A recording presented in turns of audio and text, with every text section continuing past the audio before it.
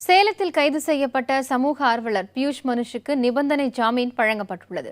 பியூஷ் மனுஷருக்கு ஜாமீன் வழங்க கோரி கடந்த வாரம் தாக்கல் செய்யப்பட்ட மனு தள்ளுபடி செய்யப்பட்ட நிலையில் சேலம் முதன்மை மாவட்ட மற்றும் அமர்வு நீதிமன்றத்தில் அவரது மனைவி மோனிகா மேல்முறையீடு செய்திருந்தார். இந்த மனு நீதிபதி சேஷசாயி முன்பு விசாரணைக்கு வந்தது. அப்போது ஆஜரான அரசு தரப்பு வழக்கறிஞர் தனசேகரன் சுதந்திர தினத்தை கருப்பு தினமாக கொண்டாட மனுஷ் வலியுறுத்தியது உள்ளிட்ட அவர் மீதான பல்வேறு வழக்குகளை விவரித்து ஜாமீன் வழங்குவதற்கு எதிர்ப்பு தெரிவித்தார். இதைத் தொடர்ந்து வாதாடிய மனுஷின் மனைவி மோனிகா தனது கணவர் மீதான வழக்குகள் அனைத்தும் பொதுநலன் சார்ந்த வழக்குகளே என்று கூறினார். பொதுமக்களின் நலனுக்காக போராடி வரும் பியூஷ் மனுஷிற்கு ஜாமீன் வழங்க வேண்டும் எனவும் மோனிகா கோரிக்கை விடுத்தார்.